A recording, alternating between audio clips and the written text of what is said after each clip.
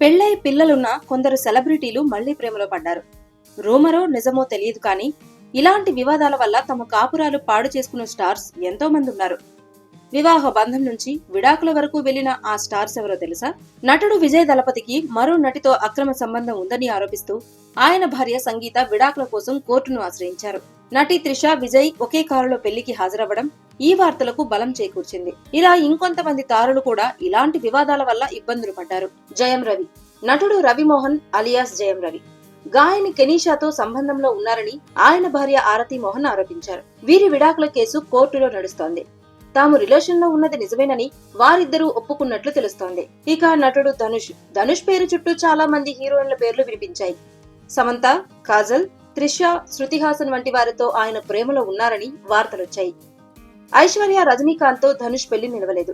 ఇద్దరూ విడాకులు తీసుకున్నారు. ఎఫైర్ల వల్లే విడిపోయారని కొందరు ఆరోపిస్తున్నారు. ఇక ప్రభుదేవ నయనతార ప్రేమ కథ గురించి అందరికీ తెలిసిందే. అప్పటికే పెళ్లై 3 పిల్లలున్న ప్రభుదేవ నయనతారతో ప్రేమలో పడ్డారు. ఈ కారణంగానే ప్రభుదేవ ఆయన భార్య నుంచి విడిపోయారు. క్రిస్టియన్ అయిన నయనతార ప్రభుదేవాను మళ్లీ పెళ్లి చేసుకుంటే ఊరుకోమని కొన్ని సంస్థలు హెచ్చరించాయి.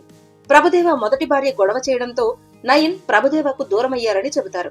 ఇక ప్రభుదేవ తన భార్యకు విడాకులు కూడా ఇచ్చేశాడు. ఓం పురి మొదటి భార్య సీమా కపూర్ గర్భవతిగా ఉన్నప్పుడు ఆయన నందిత అనే మహిళతో ఎఫైర్ పెట్టుకున్నారట. ఎంతకీ ఆయన మారకపోవడంతో సీమా విడాకులు తీసుకున్నారు.